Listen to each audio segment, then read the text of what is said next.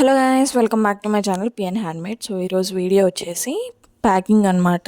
So Chennai నుంచి మనకు ఒక ఆర్డర్ అయితే వచ్చింది. ఆ ఆర్డర్ నేను ఎలా ప్యాక్ చేశానో, బ్యాంగిల్స్ ఏమేమి అనేది వీడియోలో చూపిస్తున్నాను అనమాట. సో ఎలా ప్యాక్ చేసుకోవాలి, ప్యాకింగ్కి మెటీరియల్ ఏం కావాలి అనేది కూడా నేను ఆల్రెడీ వీడియోలో పెట్టాను, ఒక వీడియో చేసి పెట్టాను. సో ఎవరికైనా ఇంకా తెలియకపోతే ఆ వీడియో చూసేయండి, అర్థమైపోతుంది. సో బ్యాంగిల్స్ ఎలా ఉన్నాయి ఏంటి అనేది అయితే నాకు కామెంట్ బాక్స్లో కామెంట్ చేసేయండి. సో టోటల్గా వర్త్ వచ్చేసి మనకి 1350 అట్లా పడ్డాయి అనమాట. డెలివరీ ఛార్జెస్ కూడా ఫ్రీగానే ఇచ్చాను, ఎందుకంటే ఫస్ట్ టైం ఆర్డర్ కాబట్టి తను అన్నారు ఫస్ట్ మీరు కాంప్లిమెంటరీ కింద నాకు ఫ్రీ డెలివరీ ఇస్తే నేను నెక్స్ట్ ఆర్డర్స్ కూడా మీకే ఇస్తా అన్నారు. సో ఓకే, మనం కూడా కొన్నిసార్లు మనీ ఇన్వెస్ట్ చేయాల్సి వస్తుంది, అందుకని నేను ఫ్రీ డెలివరీ అయితే ఇచ్చాను. సో ఇక్కడ నేను ఇంకొక విషయం చెప్పాలనుకుంటున్నానండి. సో మనకి క్వెరీ లాగా మెసేజెస్ చేస్తున్నారు, ఓకే బాగానే ఉంది, క్వెరీ అయితే పర్లేదు.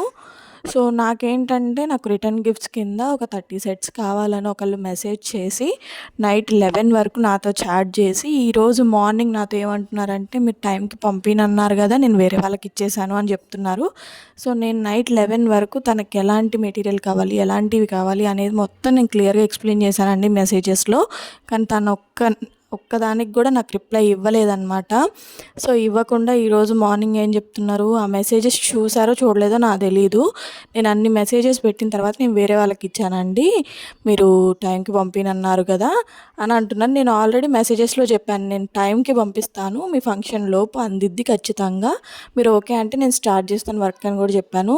సో తను నాకు ఇచ్చినట్టే ఇచ్చి వేరే వాళ్ళకి ఇచ్చేసింది. సో ఇక్కడ నేను ఏం చెప్పదలుచుకున్నానంటే, మీకు నిజంగా మాకు ఆర్డర్స్ ఇవ్వాలి అనుకుంటేనే మాకు మెసేజ్ చేయండి ప్లీజ్, అనవసరంగా టైం వేస్ట్ చేయకండి. నైట్ 11:30 వరకు నేను వాట్సాప్లోనే ఉండి మెసేజెస్ చేశాను, కానీ తను ఒక్కదానికి కూడా రిప్లై ఇవ్వలేదు. ఈరోజు మార్నింగ్ అలా చెప్పారనమాట. సో చాలా బాధ అనిపించింది, ఎందుకంటే నోటి దగ్గరకు వచ్చిన అన్నం తిరిగి వెళ్ళిపోతే ఎలా ఉంటుందో అలా అనిపించింది అనమాట. ఎందుకంటే మనకి అసలే లిమిటెడ్ ఆర్డర్స్, మనం ఎక్కువ చేయలేదు ఇప్పటి వరకు.